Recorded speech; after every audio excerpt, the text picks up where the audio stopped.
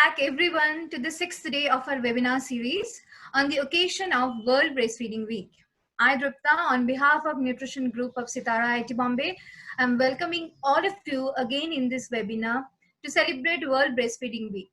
Since 1st August, every day we are listening to very insightful talk from eminent speakers regarding various aspects of promoting exclusive breastfeeding, along with pre-recorded sessions on experiences shared by various health professionals and lactation counselors in our webinar series.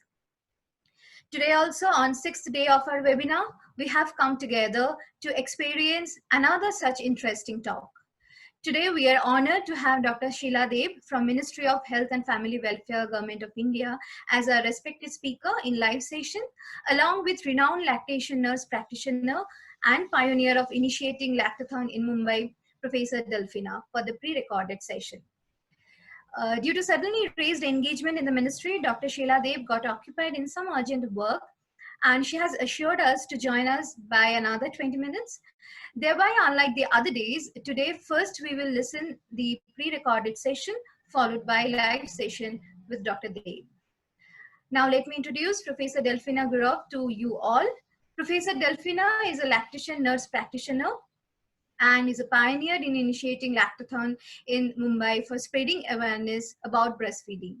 She is currently serving as Vice Principal at Srimati Sunanda Praveen Gambhirchand College of Nursing, Matunga, Mumbai. She has an experience of more than 25 years and is passionate about bringing positive changes in breastfeeding rates. She has been awarded several prizes for her research work, notably first prize for poster presentation on breast crawl as a diversion therapy in reducing pain during episiotomy suturing. We are looking forward eagerly to listen to your experience, ma'am. Unfortunately, due to the format of the webinar series, we won't be able to take questions for the pre-recorded session. We are requesting you to put your queries regarding this session in the chat box, and the speaker is kindly requested to respond to those as per the convenience. Let's listen to her experiences. Thank you so much, ma'am, for sharing your passion and experience as a health working force. And very aptly highlighted, you have highlighted the need of breastfeeding counseling by the nurse. Your deliberation on advocating breastfeeding nurse is very much well taken to ensure dedicated counseling services. Family challenges and strict policy from healthcare side are highly acknowledged as well. Happy breastfeeding session for successful breastfeeding is definitely a very good quote to go. So now we are happy that Dr. Sheila Deb has joined us. A very warm welcome, ma'am, in our webinar. And we are honored that you accepted our invitation and joined our initiative to promote exclusive breastfeeding across various sections in community. Dr. Deb will present about evidence from recent surveys and Ministry of Health and Family Welfare initiatives to promote breastfeeding. I would like to give a very brief introduction about her. Dr. Sheila Deb is working as Additional Commissioner, Child Health and In Charge Nutrition in the Ministry of Health and Family Welfare, Government of India since 2010, and looking after the National Child Health and Nutrition Program as National Program Manager for the thematic areas such as Anemia Mukt Bharat Strategy, Vitamin A Supplementation Program, Infant and Young Child Feeding Practices, Deworming of Children and Adolescents, Childhood Diarrhea and Pneumonia, facility-based management of children with severe acute malnutrition. She is intensely involved in program planning and development of national guidelines in related thematic areas, supporting the states in implementation as well as monitoring and evaluation of the programs. Welcome you, ma'am. Before starting the presentation, I would like to mention about the housekeeping rules that we are following here. Everybody in the audience has been muted to have better clarity in the telecast of the webinar. You can post your queries and questions in the chat section, which will be addressed at the end of the speaker's presentation. We will have 20 minutes for presentation, followed by 10 minutes for discussion. Thank you all. Over to you, ma'am. Ma'am, I would request you to pull your screen towards yourself, please. Yes. How to do that?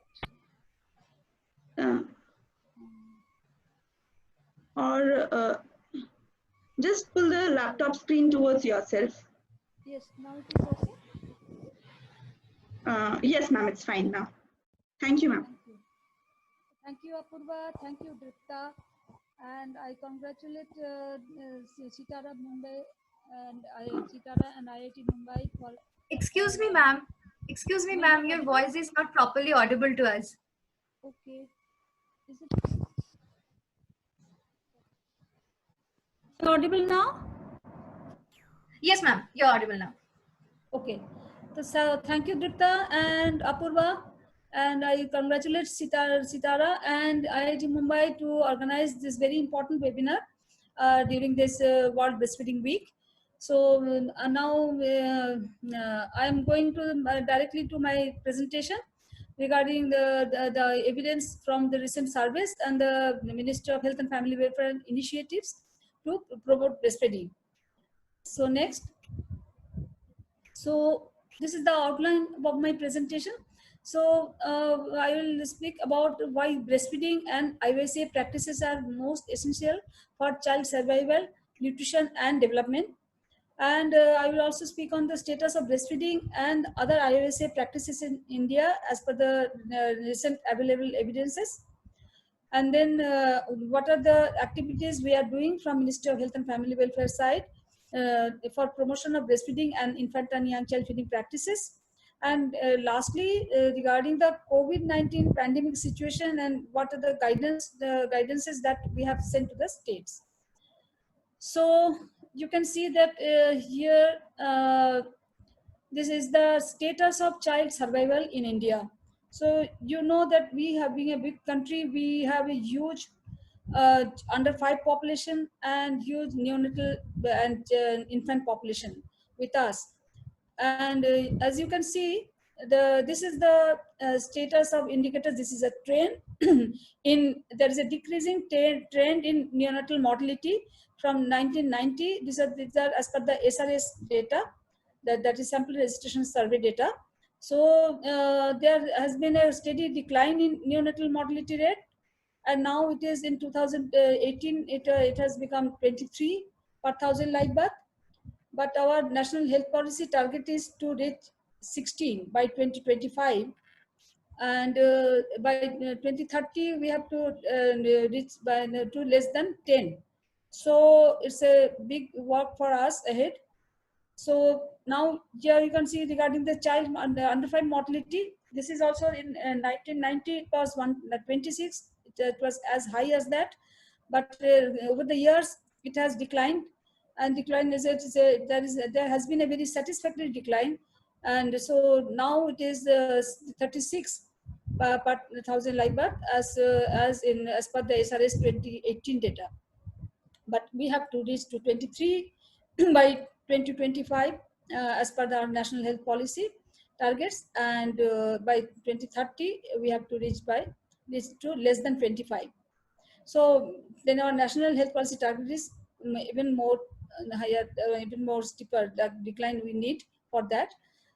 So if you look into the percentage of neonatal deaths compared to the total under 5 deaths, so 63.8% of newborns, actually 63.8% of the under 5 deaths are happening during the neonatal period, and 71.8%, that is around 72% of the infant deaths, that is the deaths within 1 year of birth, that is happening during the neonatal period. So the most of the children, under 5 children we are losing are actually during the neonatal period. And we also know that early initiation of breastfeeding, it can prevent 20% of the neonatal deaths, and exclusive breastfeeding can prevent 13% of the under 5 deaths. So here is the importance of breastfeeding. So why we are stressing upon breastfeeding. So now you look into this data of underweight, wasting, stunting, and anemia in under 5 children. So you are all aware that undernutrition is a huge problem for our country. So yeah, as per the National Family Health Survey 3 data, It was 42.5% for the underweight, but it has come down to 35.8%. And as per the CNNS data, it has come down even more. So there has been a steady decline in underweight status in the under 5 children. Sorry. Just 1 minute. There has been some problem issue. Yes. Okay. So and for wasting also there has been a decline. As per CNNS, it is 17.3%. For stunting also there has been a decline from 48% during 2005-6. Actually, NFHS3 was conducted in 2005-6, NFHS4 in 2015-16, and CNNS results came up in 2018. So you can see there has been a decline in stunting, but it is a slow decline, not a very satisfactory one. And anemia also, there has been a decline from 69.4% in NFHS3 to 40.5%. But here is a catch that CNNS data cannot be, the results can be compared with the NFHS because the study designs were different. And NFHS 3 and even 4 had a big sample size. So much bigger than the CNNS sample size. And so this is the status of undernutrition in under 5 children. But we also know that 45% of all the under 5 deaths, they are having an underlying factor of undernutrition. So undernutrition is an important risk factor for the child mortality. So the faulty and suboptimal IOCA practices, these are the main reasons for this undernutrition in early life. And the first 2 years of life, this is the critical window of opportunity for appropriate growth and development through optimal feeding. So optimal feeding means there should be early initiation of breastfeeding within 1 hour of birth. For 6 months, the baby should be exclusively breastfed, only breast milk and nothing else, not even water. And then after 6 months, the complementary feeding should be started, and then that should be appropriate for age and adequate and with optimum nutrition. That is all the dietary diversities. And then this is very important for this first 2 years nutritional fulfillment and development of the child. Now, here is the status of breastfeeding and other IOCA practices in our country. So you can see that this is a comparison between the NFHS 3 and NFHS 4 data. So early initiation of breastfeeding has increased. It is now, as per NFHS 4, it is 41.5%. So there has been an increase, and exclusive breastfeeding has also increased to 55%. So, and I would also like to inform you that India is one of the countries globally, that we have the almost actually the highest exclusive breastfeeding rate. So, and we also are in India is dignitary. India is signatory to the SDGs targets and the global nutrition targets. So, for that. For the exclusive breastfeeding rates, we have actually already achieved our targets. Then regarding this receiving of prelactal feed, it is actually it has also decreased quite a lot. It was 57.2% in NFHS 3, and it has now decreased to 21%. But still, 21% means that 1 in every 5 child is getting prelactal feed. So that is actually a concern. And now if you look into our institutional births, 78.9%, almost 80% of births are now happening in institutions. And so here there is now, there is a gap between the institutional births and the early initiation of breastfeeding. Because you can see that we have only 41.5% of that is the rate of early initiation breastfeeding. So this is a low-hanging fruit. We can easily achieve the targets. We put our best efforts to achieve it. And early institution of breastfeeding is actually even less in private hospitals, as my earlier speaker she was saying very rightly, and she was giving instances of the examples are in the private hospitals. So it is only 37.79% as per NFHS 4, and whereas in government hospitals it is 46.12%. And in normal delivery versus cesarean section delivery, this early institutional breastfeeding also varies. It is 43.7% for in normal delivery cases, but in cesarean section it is even lower, 34%. In CNNS survey, we have seen improvements in all these indicators. The early institutional breastfeeding is 57%, exclusive breastfeeding rate is 58%, and timely complementary feeding initiation, it is also around 53%. Next. So this is just some examples of this the breastfeeding practices, actually the status of breastfeeding and other IOC practices in India. I have given here some examples of different states to make you understand that there is large inter and intra-state variations in early initiation of breastfeeding. So you can see that in UP, in Meerut district, it is only 12%, whereas in Mahobad district, it is 46%. The exclusive breastfeeding rate, it also ranges from as high as 77% in Chhattisgarh to 35% in Meghalaya. And in what we have seen from the NFHS 4 data, that there is no major differences in urban and rural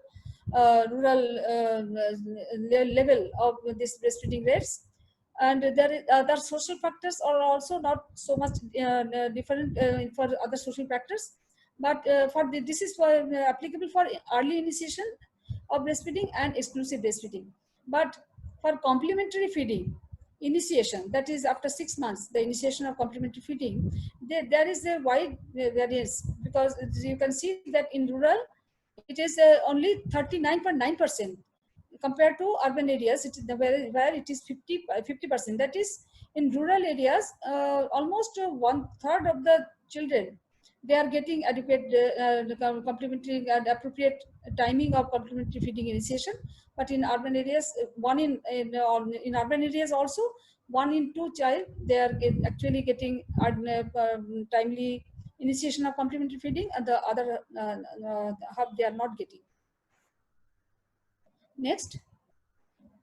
Now, if we look into the facts that what is the breast milk, what is the strength in breast milk to provide the optimum nutrition to the baby. So, if you look into the energy required by age and the amount from the breast milk, you can see this graph on the left side. So here you can see that up to 3 to 5 months of age, the breast milk, as we are advocating that exclusive breastfeeding should be there up to 6 months. So up to 3 to 5 months, the breast milk is adequate for the energy that is required by the baby. But when the age is advancing, then you can see there is what is the energy gap. The energy gap increases, and in 12 to 23 months, the energy gap is as high as actually more than 50%. So here on the right side, you can see that the nutrients in the breast milk, that is even on the left side I've told about this energy, and in the right side you can see about the other nutrients in breast milk, like protein, iron, and vitamin A. So you can see how much deficiency is there in the breast milk if the child is fed only breast milk and not the complementary feeding is not initiated. Because we see that especially in rural areas, this is being practiced, that the babies are the children, infants, they are not early and timely initiation of complementary feeding is not being done. So you can see the gaps, what is happening to these babies. Next. So in a nutshell, so the contribution of breastfeeding in newborn survival and under 5 survival. So you can see that what we learned that 20% of the newborn deaths are prevented by early initiation of breastfeeding. 13% of under 5 deaths are prevented by exclusive breastfeeding, and the children, the infants who are getting both of this, that is early initiation of breastfeeding is done in time along with exclusive breastfeeding, they have 11 times lesser chance of diarrheal mortality and 15 times lesser chance of pneumonia, getting pneumonia related mortalities. And there is also benefits in raising IQ. It adds up to 3 IQ points across all income levels. So it actually improves the academic performance, long-term earnings, and productivity. This evidence shows like that only. And there is also lower risk of developing different diseases like the autism spectrum disorder and attention deficit disorders or hyperactivity disorders. So these are personality related disorders and other defects. So these can also be prevented and lowered by exclusive breastfeeding and early initiation breastfeeding. And it has also been there is evidence that there is the babies have lesser hospital stay, the newborns, because especially the sick newborns who are exclusively breastfed and the early initiation is being done in time, so they are having actually lesser hospital stay. And there are also maternal benefits like cancer prevention, the ovarian cancers and the cervical cancers, they are actually, and sorry, ovarian cancer and the breast cancers, they actually, this breastfeeding lowers risks of this cancer in the mothers. And also mothers have lower PPH, that is postpartum hemorrhage, because there's the initiation of breastfeeding and exclusive breastfeeding actually contracts the uterus after delivery of the baby, and so the postpartum hemorrhage is it gets lessened. Next. So at this point of time, there are several government initiatives for promotion of breastfeeding and appropriate infant and young child feeding practices. So I would mention about this, the Ministry of Health initiative that was actually started in 2013, when we understood that is what is the importance of breastfeeding for child's neonatal survival. And so we came up with the guidelines on enhancing and optimum infant and young child feeding practices through health systems. That was in 2013. So before that, Ministry of Women and Child Development, they had actually, the Ministry of Women and Child Development is the nodal ministry for nutrition and in implementation of this IWSF program. And they had some guidelines. But now, after 2013, several steps have been taken up, both in this ministry and in the Ministry of Women and Child, like the Poshan Abhijan. The Poshan Abhijan, that is Prime Minister's overarching scheme for holistic nourishment. This came up in 2018 March. So under Poshan Abhijan, this is an umbrella program here where all the nutrition components are being taken care of. So it focuses on the first 1,000 days. The first 1,000 days means from the start of pregnancy up to 2 years of age of the child. So this is, as I have already mentioned, this the first 2 years of life in the child is so important for establishing a good nutrition foundation. So there is focus on first 1,000 days, and then I assume that you are aware of this Jana Andolan activities. This is around the infant and young child feeding practice themes. These Jana Andolan activities, they are being promoted under Poshan Abhijan. So we have the Jana Andolan dashboard where the different activities are being entered, actually uploaded and those come in public domain also. And then there is also this specific strategy for promoting interpersonal communication, and strategies for community engagement through different community-based events. And all these platforms, they are also being utilized for promoting infant and young child feeding practices. So mass media and digital media campaigns, these are all part of this Poshan Abhijan. And then celebration of the Poshan Ma in September and Poshan Pakhwara in the month of March. So these are the dedicated period when these activities, all the nutrition activities are being promoted, and infant and young child feeding practices along with breastfeeding is one of the most important activities during that period. Then there are sessions on Pura Kahar, that is complementary feeding. Those are being promoted. Yes, next. Next. So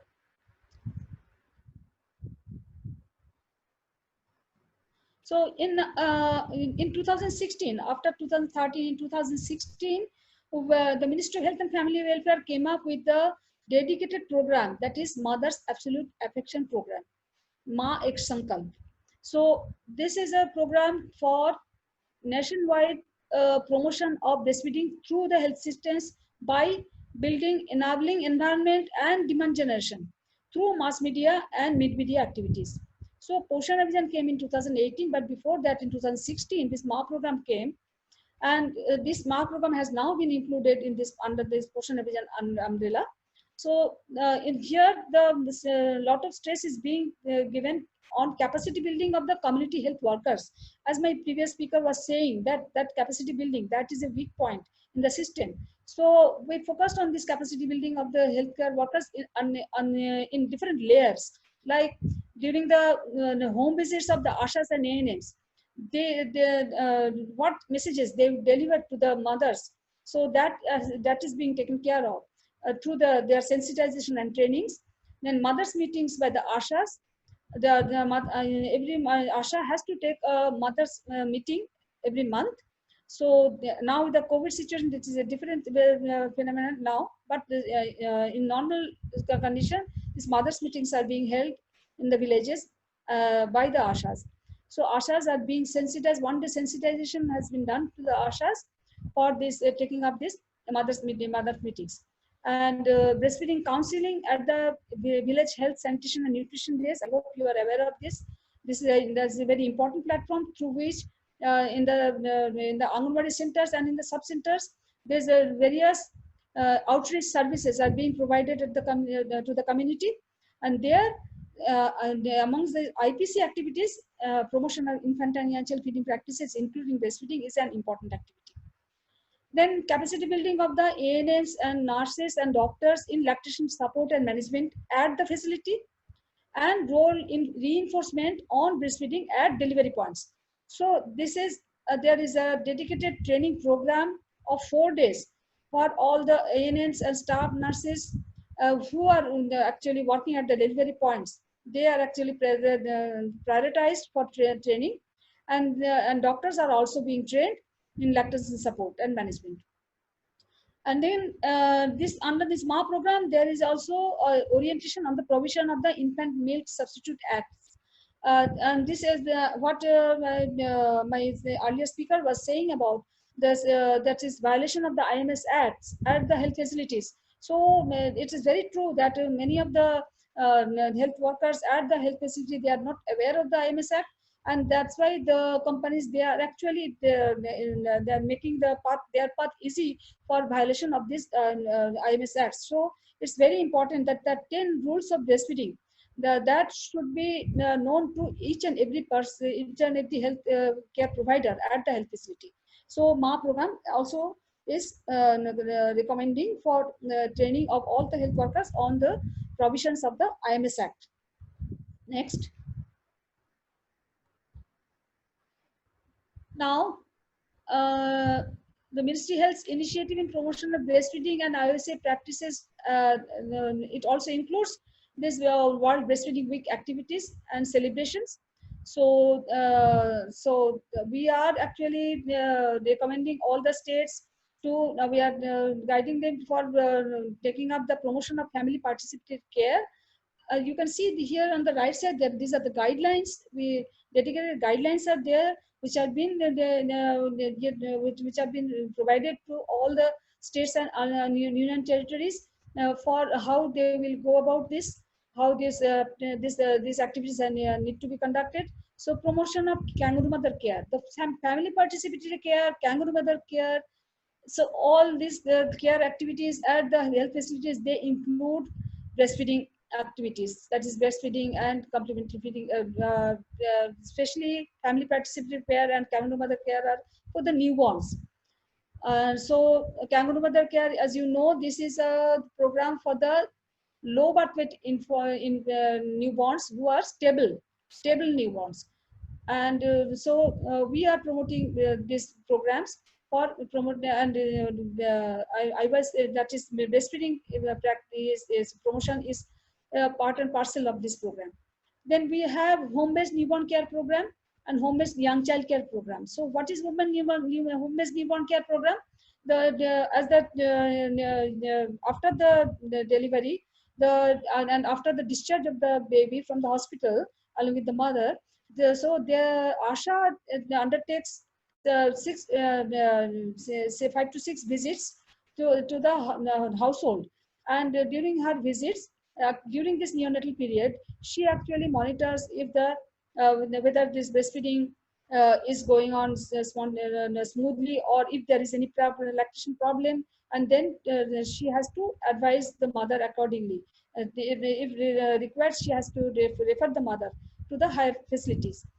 Then there is also another new program, that is home-based young child care program.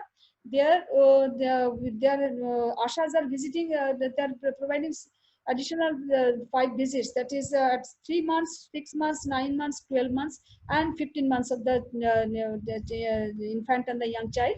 So during those visits, along with other services, she also has to look into the fact that whether the baby is being breastfed, or whether there is any problem in breastfeeding up to 6 months of age, and then whether the complementary feeding has started, and whether that is being done appropriately. So all these program components are there. Then counseling at the time of delivery, and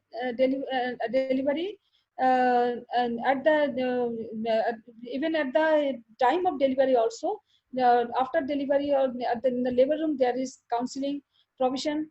In the PNC ward, there is counseling provision. As I have, I think I have missed on slide. There was we have another dedicated program, PMSMA program. So in that program, dedicated ANC services are being provided, and there is also provision of providing counseling on breastfeeding, timely counseling on breastfeeding during the antenatal visits. And counseling activities are also being taken up by the Anganwadi workers under the ICDS program of Ministry of Women and Child. Next. Yes, so this is the slide. Yes, so that's what I was saying, that we have this Pradhan Mantri Surakshit Matritva Abhiyan, and this is actually this is being done in all the health facilities to improve the quality and coverage of antenatal care, along with the provision for diagnostics and the counseling services. See, counseling of the breastfeeding and IVC's practices during ANC and PNC is now being covered under the Surakshit Matritva Ashwasan. So this is an assurance program. So this is a very new program. It will be disseminated. It is going to be disseminated very soon, and the guidelines are at the final stage. So here it will be actually it is a right for the mother to get these services, the services on regarding counseling on breastfeeding, and services regarding counseling on IVC practices. So we are making the program stronger. We are trying to do that. Then counseling in the labor room and during birth preparedness and visits, I have already said. And another important, very important tool is mother and child protection card. So this is a joint initiative of Ministry of Women and Child and Ministry of Health, and so this card has been recently revised, where we have actually strengthened the breastfeeding and infant and young child feeding component in the card. So it is actually an empowerment tool for the family and the mother, as well as it is a monitoring tool for the monitoring and counseling tool for the healthcare providers who are going for the home visits. And whenever the mother is coming to the health facility, she is coming with that the MCP card for for immunization, and these are all the opportunities where it has to be. We advocate that these opportunities have to be utilized and to teach the mother and counsel the mother regarding this IOSA practice and as well as breastfeeding. Then VHSND, I have already said about it, and home visits by Ashas, Anganwadis, and Ashas, Angan workers, and Anganwadi ANMs. Next. So we also have some other initiatives like we have childhood diarrhea control activities. So we dedicated program we had till last year, that is intensified diarrhea control fortnight. This was being observed during the summer and monsoon months, when the diarrhea problem is actually on the higher side. So, but now this year has been taken up as not as a time-bound program, but it is being recommended that during this monsoon season, this childhood diarrhea control activities should be taken, should be implemented by the states. As you are all aware that health is a state subject, so we provide the guidelines from the national level, and the health actually implement those programs. So this diarrhea control activities guidance note, whatever we have provided this year also. So we have dedicated the recommendations and information on infant and young child feeding practices also to promote those practices.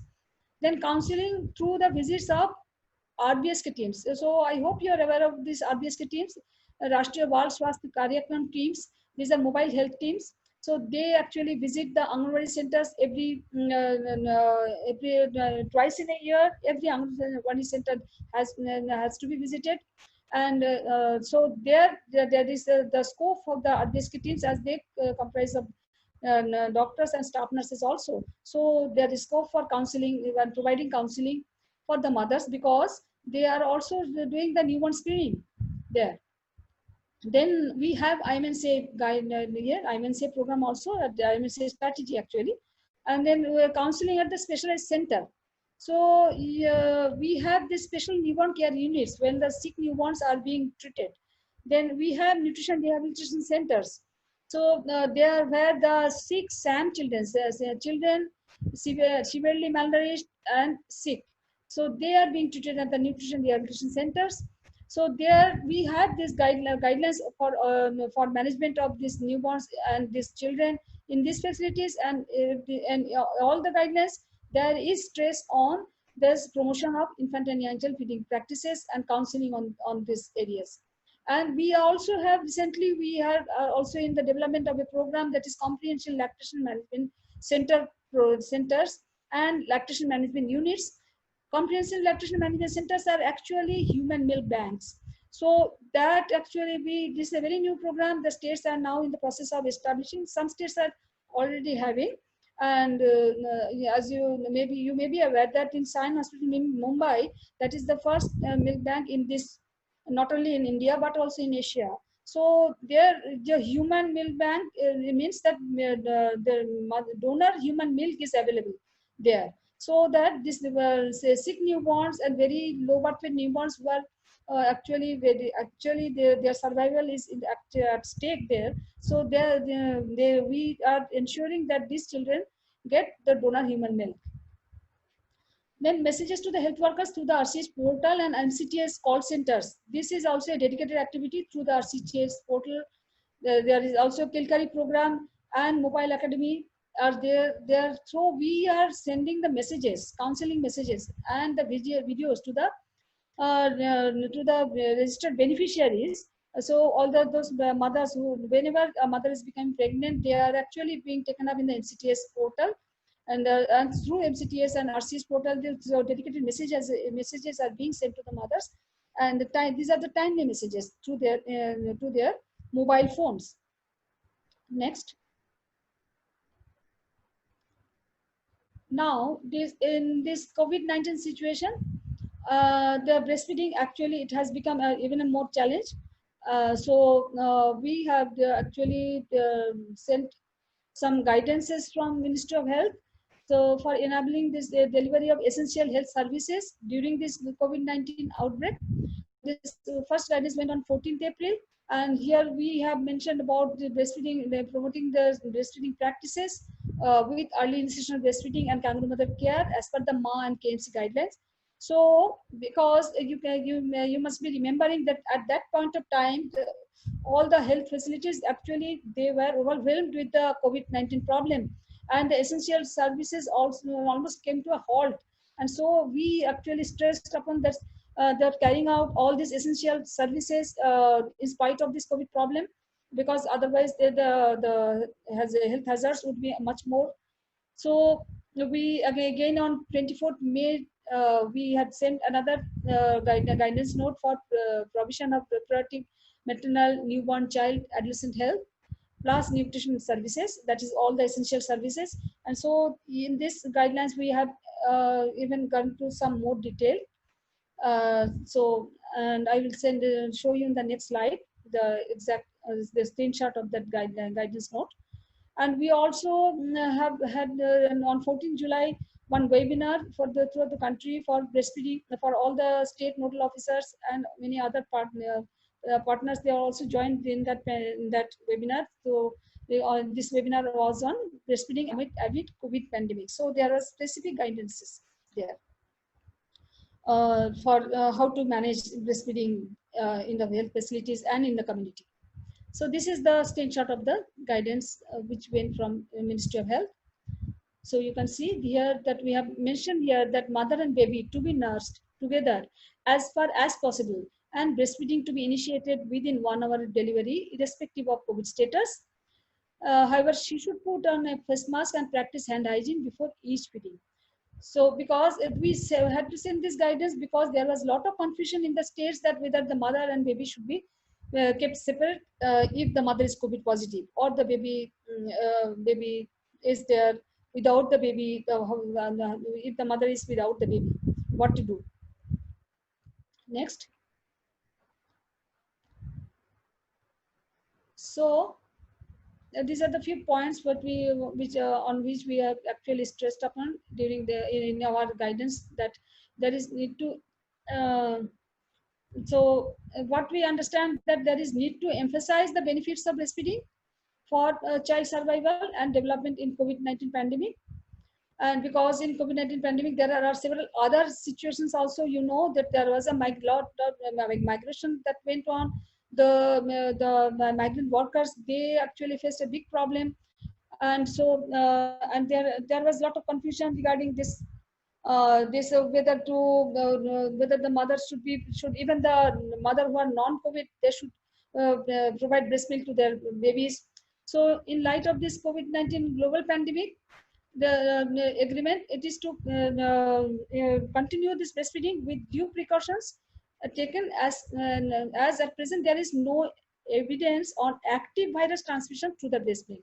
So till now, whatever evidence we have, the active virus which can cause disease, that has not been found in the breast milk. So but the infection prevention control, including appropriate hand hygiene and respiratory hygiene, that must be adhered, and use of mask, hand hygiene before and after contact with the baby, and routine cleaning and disinfection of the surfaces. This is mandatory, and especially for the COVID positive mother. Next. So mothers and infants should be enabled to remain together and practice skin-to-skin contact. And skin-to-skin contact actually promotes breastfeeding. Then so we say that at least for 1 to 2 hours immediately after delivery, the mother and the baby should be kept in close contact, skin to skin. And then breastfeeding counseling, basic psychosocial support, and practical feeding support should be provided to all the pregnant women and mothers with infants and young children, irrespective of their COVID status, suspected or confirmed. And then express breastfeed feeding should be done in case the newborn is sick or the mother is unable to breastfeed directly. And use of donor human milk, as I have already said, in case the mother is sick or the newborn is motherless, or there is lactation failure, then temporarily donor human milk can be given to these babies. But every effort should be taken up to for starting of relactation by the mother. And strict prohibition on donations of infant milk substitutes in hospitals and community settings. This is very important in the background of the COVID pandemic, because we have heard about the donations of different infant milk substitutes to the different in different states actually. So there should be strict prohibition on these donations, and there must not be any bottle feeding. So because you know very well that bottle feeding actually, it makes the baby susceptible to different infections and diarrhea, especially the entering infections. Next. So these are the letters which have been sent from Ministry of Health to the mission directors of the states. As I was saying, that's a donation of and bottle feeding. This should be prohibited, and these are the list of activities we shared with the states. What should be done to during this World Breastfeeding Week? And this is also this is the letter which was done to the states for observance of the World Breastfeeding Week. So this has already been sent to the states, and these are the list of the activities what they need to do, and they can also go for some other innovative activities also. So what we have been informed, we are being informed, we are getting several videos and photographs from various the different states how they are observing this World Breastfeeding Week this year also amid this grave COVID pandemic situation. Next. So here is the decision tree. This we have prepared this time. So to guide the healthcare providers who are working in the facility as well as in the working in the community settings, so how to guide the mothers if they are actually having COVID, whether they are COVID suspects or they are having COVID COVID infection, they are confirmed cases. In that case, what they should do. So this is the guidance tree. I think it will be interesting for you all to go through this guidance tree, and you can actually counsel the mothers whether COVID or non-COVID according to this decision tree. Next. So during this World Breastfeeding Week, what is the activities which have been, this is the list of the activities which we have done at national level. So one social media message has been done from Honorable HFM, that our health minister, for promotion of breastfeeding with special emphasis on importance of breastfeeding during COVID-19. Then the Twitter series is being sent to during this World Breastfeeding Week from 1st to 7th August. And this time our focus is on emphasizing the importance of breastfeeding with respect to the infant and child's immunity. So as you are all aware that colostrum feeding, the colostrum which that is the mother's breast milk, that is this is not typical breast milk. This is the yellow colored thick milk that comes. It is a yellow colored thick viscous milk actually that comes during the first 3 or 4 days, and that is rich of antibodies, rich of protein, and has many benefits for the newborn. So that this time we are focusing especially on that, on the colostrum feeding and on the exclusive breastfeeding, early institutional breastfeeding, so to improve child's immunity during this COVID pandemic. And then we have done webinar on breastfeeding, as I have already said, and then community radio programs that has also been planned. Over 300 community radio stations, they are planned for disseminating these messages on breastfeeding, and recording has also been done for that. Then messaging series through this MCTH center, Skill Curry, and Mobile Academy and RCH portal. That has also planned, and also which is being executed. And we have also planned for a live session on breastfeeding in the Lok Sabha channel tomorrow. Next. So thank you very much for patient hearing. Thank you so much, ma'am. To be with us, your mention on the importance of early breastfeeding to erase child mortality and morbidity is a very contemporary aspect amid COVID pandemic in promoting exclusive breastfeeding. Status of breastfeeding and IVCF practices are important issues that you highlighted in your presentation.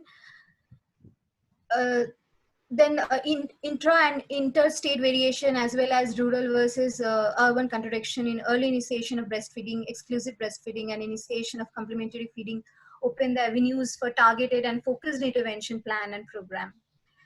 At the same time, your mention on government initiatives for promotion of exclusive breastfeeding, like home-based newborn care and home-based young child care program, Pradhan Mantri Surakshit Matritva Abhiyan, will help the audience to be updated about the national guidelines and the policy. Here, I'd like to request Professor Agnihotri, Emeritus Professor of Sitara IITB, to share his views in this context before taking questions from the audience. Sir. Thank you, Dutta, and thank you, Dr. Dev, for that excellent information, because that actually tells the students and our viewers the importance of the policy initiatives. Because the policy initiatives are important, they are enabling provisions, and then they help us take a particular message forward. I'm particularly thankful to Ministry of Health, because this year is even more important, because I have expressed this worry of mine earlier as well, that unlike China, Italy, or USA, we will have this problem of ARI and diarrhea being an important cause of child mortality. So it's very important that the newborn child and the infant gets the protective cover of colostrum and breastfeeding. So thank you very much, because this theme is particularly relevant in this year. We will also be sharing with you some of the audio-visual materials that we have developed, and we are actually going to translate these in almost 22 languages. And since Dr. Dev is handling the nutrition division, the MOHFW, some of our videos might be of particular interest to her. Ma'am, have you joined? Am I audible to both of you? Yeah, I can hear you. So Dr. Dev is on mute. So, ma'am, can you please unmute yourself? Or the host has to unmute her. Just check.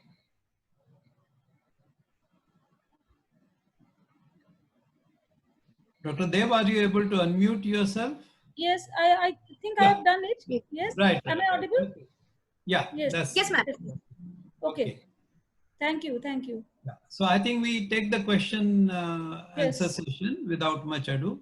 And as I said, we are thankful to Ministry of Health for their initiatives that have been taken. And we will continue to communicate separately on this important topic. Sure, sir. Sure, sir. Okay, Dutta. Questions, please.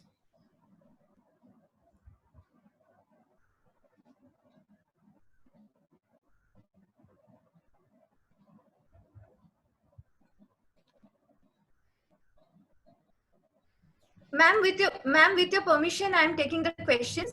Should I? Sure. So we got one question on policy aspect. What about women who don't have Aadhaar card or bank account? How are they enrolled in Pradhan Mantri PMSMA, that is Pradhan Mantri Surakshit Matritva Abhiyan? PMSMA, in PMSMA, actually, whenever the mother is being registered first time in MC registration, the MCP card is the card that is there. Everything is being given there in the mother's name and address and husband's name. Everything is being written there, and it is along with that the ASHAs and the ANM's mobile numbers. Everything is being recorded there. So I don't think this without Aadhaar card it is like it is not possible to be enrolled in PMSMA. That is not the that is not the fact actually, I think.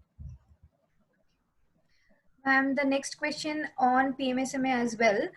Is PMSMA only for first-time pregnant women or all pregnant women? No, for all pregnant women. This is for all pregnant women. That's a good initiative. Questions. We see doctors are prescribing infant milk substitutes rampantly in spite of having IMS Act in place. What can we do as a consultant working in the area of nutrition to keep a check on such practices where at least doctors do not promote infant milk substitutes to promote these companies? Yes, actually, there are several ways. Number one is, first of all, actually implementation of IMS Act. This actually comes under the purview of Ministry of Women and Child Development, because they are actually responsible for all these law-related matters. So, whenever a case is recorded, then to take to the court, the case to the court, and then the other things. So, but looking into the importance of this this IMS Act provisions. So we have now from our ministry side, it has been decided that this has been decided jointly by Minister of Health and Minister of Women and Child, that the chief medical officers of the district will be responsible for looking into the violations of this IMS Act, especially for their premises, hospital premises. So and they would also inform whatever the cases are being registered there. Those come to his notice, his or her notice. That should be actually informed. This information should be provided to the WCD counterpart, and CMO is responsible for each and every aspect on regarding violation of IMS Act, for actually sensitizing all the healthcare providers in IMS Act provisions, and then not allowing any programs or conferences or any meetings which are being supported by these baby food companies.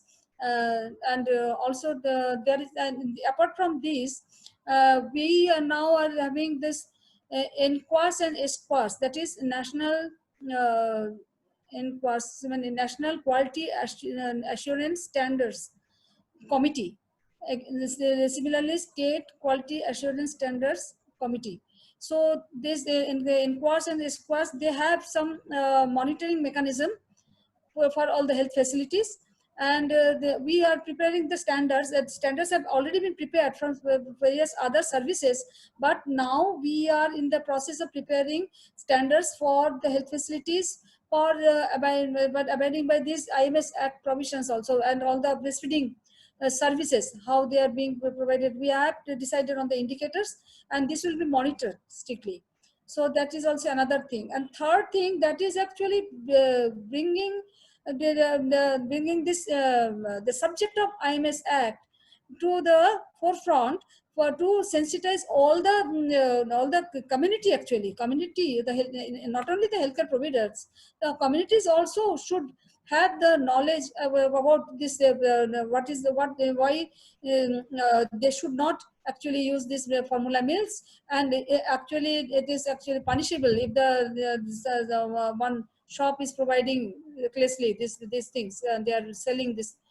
So this awareness generation it has to be done in mass level, and we are putting our every effort to promote these things. True, ma'am. I mean, community awareness about their rights and the programs they are entitled to, and Yes. also about the practices is very essential. Yes, Thank you so absolutely. much, ma'am. Next question I will take from Dr. Rupal Dalal. Is it possible to train all medical officers and ANMs on breastfeeding skills? Doctors and ANM are not trained at all on these life skills. Also, monitoring of baby's weight is very important for first few weeks, and growth falters need to be picked up as soon as possible before it's too late and need to be escalated to medical officers. Your point, ma'am. Your view on it. Yes, yes. We are, our MA program is that only. In MA program, actually, all the states we are providing budgets. Actually, this year also we have, this year means in 2020-21, we have provided a budget of around 33 crores to the states. So this is not for the only the implementation of the program and also for training. But for ASHA incentive, that is a separate thing. And we under MA program, we are also having provision for awards also. So the facilities who are performing, we are abiding by all the rules of this MS Acts and the breastfeeding rules. So if they are 10 steps of breastfeeding, if they are following those. So your question was regarding this, whether they are also being Training ANM and AMO. ANM. So in under MA program, the medical officers and the staff nurse and the ANMs, they have to have this 3 days training for the this on this lactation support. So this IOSA training we are providing, dedicated training, and this the states actually they have to propose, they have to make the program actually that they have to see how many ANMs, staff nurses and medical officers have to be trained each year. That training plan has to be made by them. And they have to, we are also emphasizing that they have to first cover the delivery points. So where the deliveries are actually happening, the staff nurses who are attending there, they should be prioritized for this training. And also the ANMs. Thank you, ma'am. Ma'am, then next question And I'll take. growth monitoring, there was also another question regarding growth monitoring. So growth monitoring is actually being done at the, there is no provision of growth monitoring with the Ministry of Health, because this is this comes under the purview of WCD department. So growth monitoring, as you know, there's the MCP card. It is the record. It has to, the growth monitoring records have to be there in the MCP card. It has to be used for recording of the recording of weight, and which has to be done every month in the Anganwadi center. So thereby growth monitoring is all will be actually, it can be monitored if the MCP card is being filled up at the Anganwadi center properly. Then the mother will bring the MCP card in every visit wherever she is going in the health facilities. Automatically the health workers, healthcare providers, they can monitor whether the growth is at a normal pace or not. For your response. Next question, does state differences of IOICA practices has anything to do with cultural aspects? Because Goa and East India is doing better. Yes, that is very true. That's very true. In Eastern and Northeast India, actually, even in Himachal, there actually what we have seen that there's the cultural practices, the skin to skin contact, that is natural process there. And they're actually, and even in the tribal population, breastfeeding rate is quite higher. So because of the cultural practices. Yes. Here I would like to mention you, ma'am, Dr. Sylvia Fernandez Rao from National Institute of Nutrition. She was with us on one of the days of webinar on the third day in the webinar, and she also highlighted the same point. She had one project in the tribal community in Meghalaya. She was also highlighted the same issues that the tribal population had, this setting of early initiation of breastfeeding, and so that can be cultural aspect is really there. Yes. Next question I will take, why there is a decreased percentage of breastfeeding in C-section cases? So what is the question actually? Why there is a decreased percentage of breastfeeding in C-section cases? Yes, that is actually, you can understand when after the cesarean section, when the mother actually the senses, it takes some time for the mother to come in the senses and to breastfeed. So but if the cesarean section is done with general anesthesia, then it is actually a problem. But nowadays, epidural anesthesia is being used for the cesarean sections in many cases if there is no contraindication specific. So that the cesarean sections, actually there is a delay, because there is delay compared to a normal delivery, because in normal delivery we say that the baby should be delivered on the mother's abdomen. Immediately after delivery, the cord, actually we said about the delayed clamping of cord. So before clamping of cord, the baby should be wiped and dried and put on the mother's abdomen. So it's a natural process, and the early insertion breastfeeding starts much spontaneously compared to the cesarean section mother. But we are now, previously it was said that the early insertion of breastfeeding actually was defined that within 4 hours of cesarean section. But now we are saying not even that. It should be within 1 hour only. But there are hazards. So, and there is also a notion among the healthcare providers, as my earlier speaker has said, that the doctors themselves, or the attending nurse, staff nurses, they think that the mother would not be able to feed the baby because of the disadvantages in the stitches and the pains like that.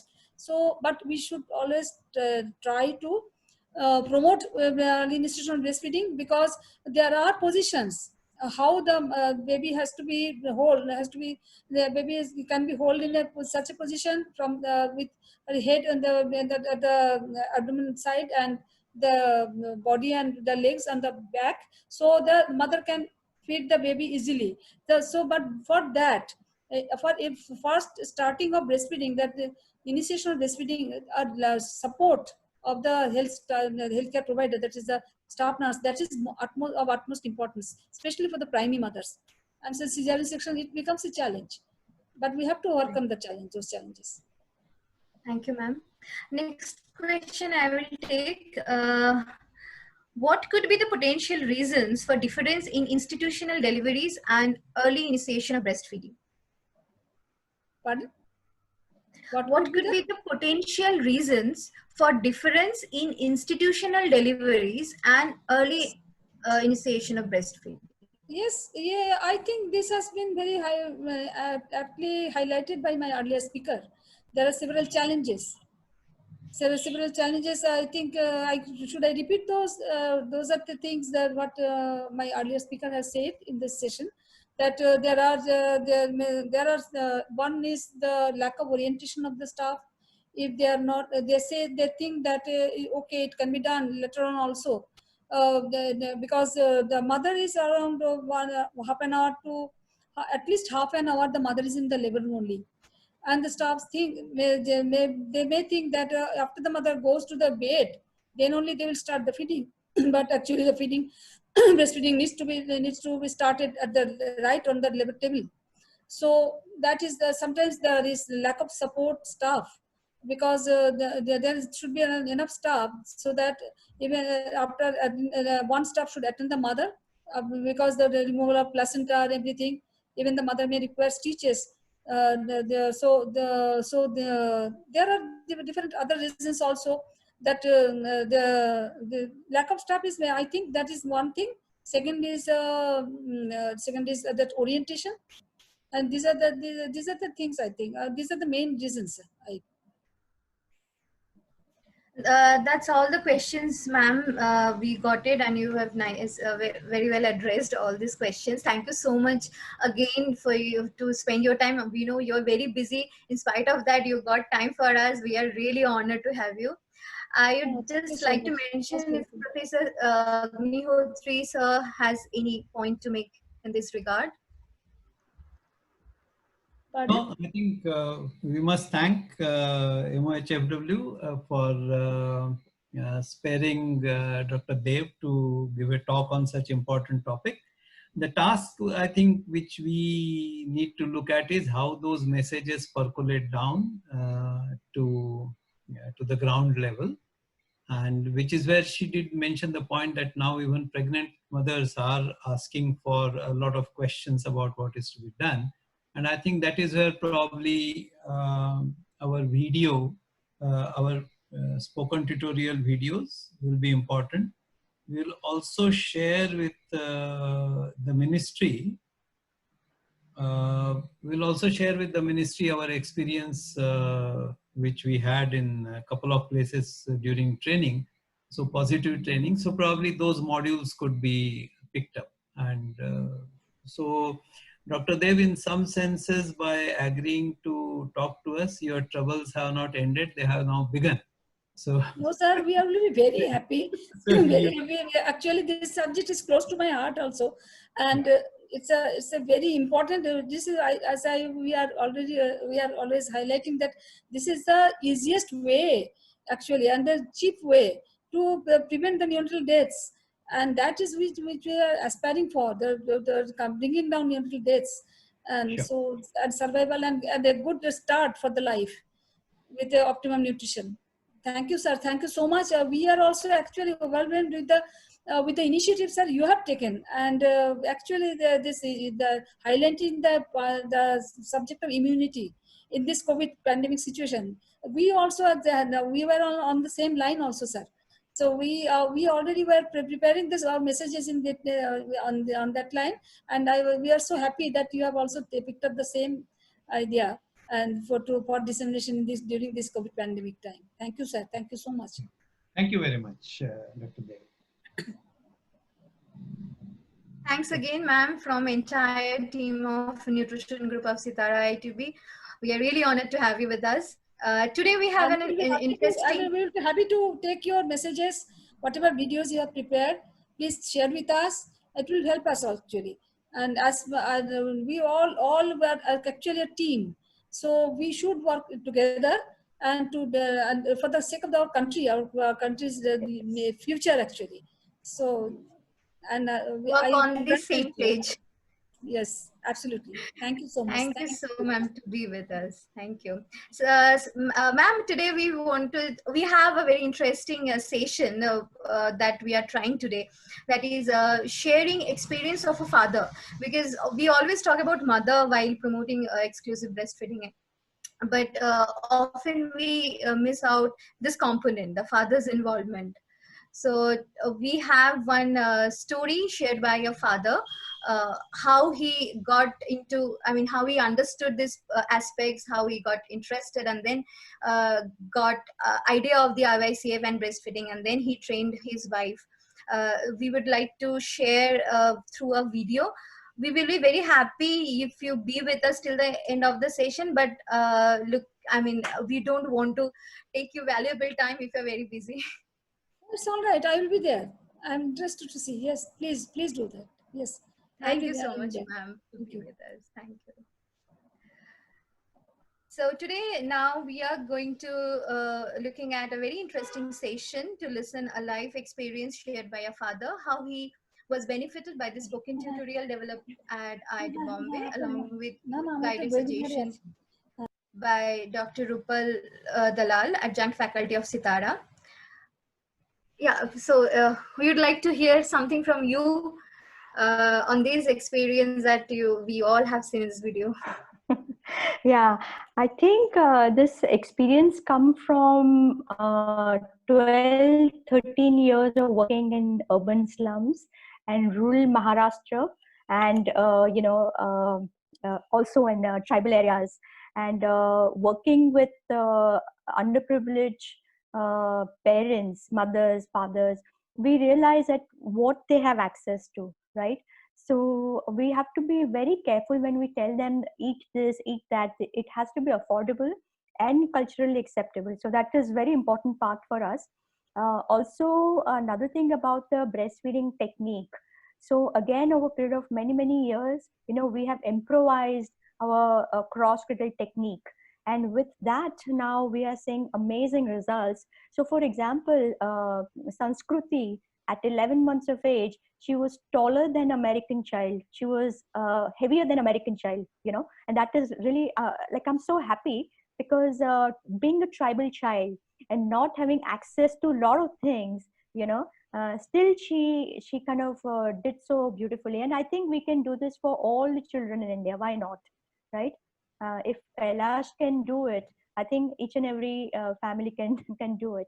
It's just that it requires a lot of knowledge, it requires a lot of skill. So skill learning is extremely important, I think. And then application of the skill in the field. If we can do that, and fortunately, IIT Bombay has given us the platform to take the skill, whatever we have learned from the field, not all the skill that we can now take it forward to all the different states, all the different tribal areas. So we're preparing all these videos in 22 constitutional languages. And in fact, we are starting, the first video in Korku, which is a tribal language, it is ready. So today I'm going to approve it. So I think if we can do this for, say, many important tribal languages, then mothers and fathers can learn the skills on their own.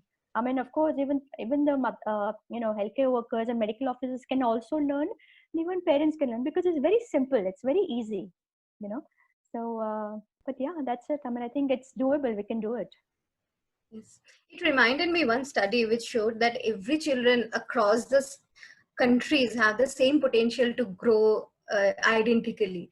Like there was one study which was conducted among Americans and Asian Americans who were migrated long before, and when their children were compared with the American borns, they were absolutely same, identical in their growth chart. So like all the Right. children has the same potential to grow. So we Yeah, have to give them the environment to grow. They have the right. Absolutely. Absolutely. And these are not rocket science. It's very simple. It's just that the right knowledge needs to be passed on. And for example, when Kailash called me that his wife was only 33 kilogram. Can you imagine, just 33 kilogram? And I got a kind of palpitation. I said, how am I going to increase her weight? And it was again simple thing of increasing protein by, giving seeds, talking about seeds, and talking about, peanuts, and, and they are tribal. So they were having fish. Only thing is they were not giving it before because Baba had said not to give fish and chicken. You know what I mean? Yes. So again, changing those attitude, and mindset. And the notions, cultural barriers. Yeah. Absolutely. So it's a lot of, it's not that they don't have access to food. They have it. It's just that because, there are a lot of this myths and perception, which if we can change it. And of course, with breastfeeding, you require skills. So there are 45 points that if mothers know, they will do absolutely okay. Another thing I also wanted to tell you that Kailash's wife was Asha worker. Despite being Asha worker, she lost 2 children, because of premature delivery, because she was so undernourished herself, right? So, and then once the baby was born, immediately she kind of held that baby in a crossed little hole, perfectly. It's different than what traditionally we are taught, right? And when she was doing that, so doctor said, how do you know this technique? I mean, it's completely opposite, So she said, my husband taught me. Imagine Asha worker telling that my husband taught me this breastfeeding technique. I think that kind of empowerment, for why only mothers should be taught? Why not fathers, right? Well, imagine what support these mothers will get, So I think that's important. So let's work everyone together on the pledge to protect our children. Yeah, absolutely. Thank you, ma'am, to share your experiences with us. Today's entire session was really very enriching, and we all had a very nice experience while listening to the Professor Delfina about her experience on counseling and her points on happy breastfeeding session for successful breastfeeding, right? And then after all, I mean, it's the environment that matters. And of course, the government initiative and policy that Dr. Dev has nicely put in the context. So from the individual to counselor to policymaker to government, all the stakeholders have come together. We are hopeful that we can be successful on the pledge that World Breastfeeding Week has envisaged during its inception. Hope you all had a wonderful evening with us. The interesting experiences shared by Professor Delfina on importance of counseling, happy breastfeeding, deliberations by Dr. Dev on policy aspects of promoting exclusive breastfeeding might have given you enough food for thought and dinner. And especially looking at the video that was shared, a life experience of a father definitely would have all of you, to take it as a personal pledge to work for promoting exclusive breastfeeding. Good night, everyone. Please join us tomorrow at 6 p.m. to listen to another eminent speaker, Ms. Meenakshi from UNICEF Rajasthan, and experiences shared by Dr. Sunita Katayanan. Hoping to look forward. All of you, please join tomorrow. Thank you, everyone, once again to be with us. Take care and stay tuned.